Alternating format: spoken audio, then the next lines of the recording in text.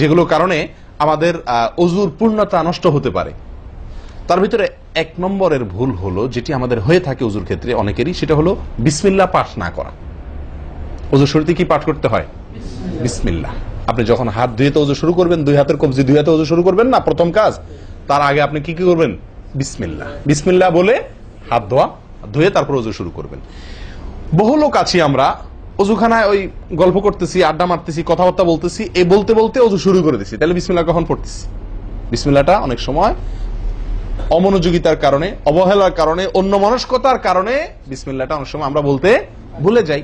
অথচ এই বিসমিল্লাহ পাঠ করা অজু শুরুতে অনেক বিশেষজ্ঞ আলেমের মতে ফরজ।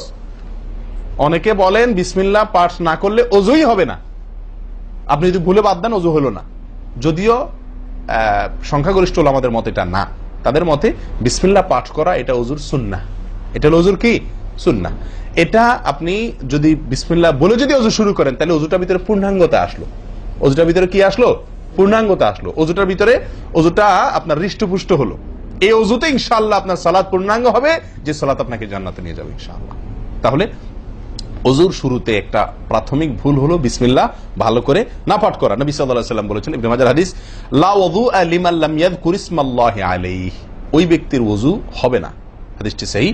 নবী সাল্লাল্লাহু আলাইহি ওয়াসাল্লাম বলেছেন, ওই ব্যক্তির ওযু হবে না যে ব্যক্তি ওযুর শুরুতে আল্লাহর নাম নেয় নাই, বিসমিল্লাহ বলেনি। এখন ওযু হবে না বলা হয়েছে।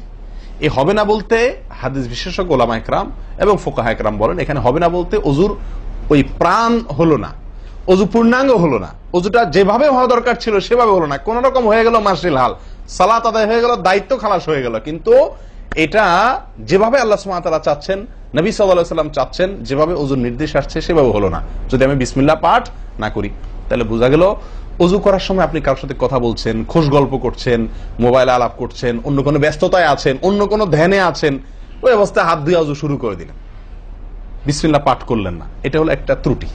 এই ত্রুটি আমাদের হয় কিনা মাঝে মধ্যে?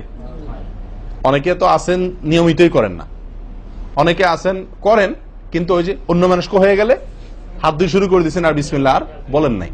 তাহলে আপনি যে কোনো কাজের শুরুতে বিসমিল্লাহ বললেন কি না বললেন সেটা এত বেশি গুরুত্বপূর্ণ না, যত বেশি গুরুত্বপূর্ণ অজুর শুরুতে বিসমিল্লাহ পাঠ করা, কারণ এটার জন্য পৃথক নির্দেশ এসেছে। এমনি তো একটা কমন নির্দেশ আছে, নবী সাল্লাল্লাহু আলাইহি ওয়াসাল্লাম বলেছেন, কুল্লু আমরিন জিবারিন লাম ইউবদা বিবিসমিল্লাহ ফাহুয়া আবতার ওয়া ফি রিওয়ায়াতিন ফাহুয়া আকতা।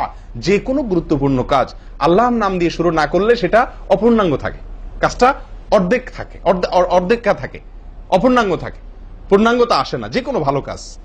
কিন্তু অজুর বিষয়ে নবী সাল্লাল্লাহু আলাইহি ওয়াসাল্লামের আলাদা নির্দেশ আছে, অজু হয় না এমন কথা তিনি বলেছেন। তাহলে বোঝা গেল অজুর শুরুতে বিসমিল্লাহ পাঠের পরে আমাদের সাবধান হতে হবে।